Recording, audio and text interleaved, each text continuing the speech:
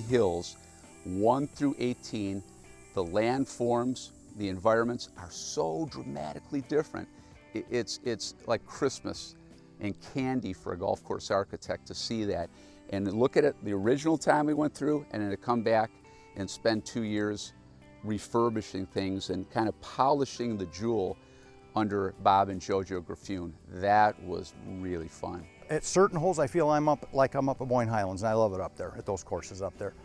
And some holes, I feel I'm in a flatland. You know, I call number 6 kind of a prairie hole. And you go along, you're in woods, you're in the open area like number 1 and number 10, and then you go off and you're head into the woods on 2 and 3, and then you come out to the par 5 number 4, and it opens up again. At 17, you'll want to stand there and look at it. It's a pretty hole. That's what you feel when you get to 17. You just want to sit there and stare at it. And 18, beautiful off the tee, beautiful on the approach to the green here. 18 is a fun hole to play. It's probably one of my favorites in the top 3, this 18th hole. Now this might sound a little funny, but I think of it as number 13 at Augusta National. Okay. You know, as Amen corner coming in, because it is a dogleg left, the fairway's slanted a little bit. It's a risk reward. You can, for the big hitter, if he wants to cut off his drive, he can try and cut to the left off the tee and you know, risk reward, possibly get to the green at 2. But then again, it's set up for a 3-shot hole.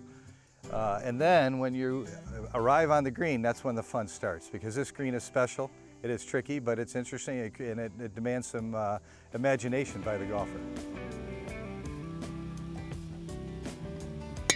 Women and juniors, they're the key. If we want to grow this great game, those 2 groups have to be embraced.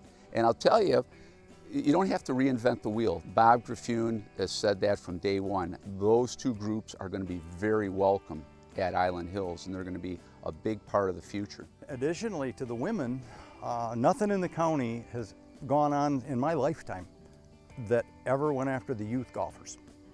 So if you look on our website, you'll see we have a youth section there, and there's some information on there that encourages youth to come to some of our golf clinics.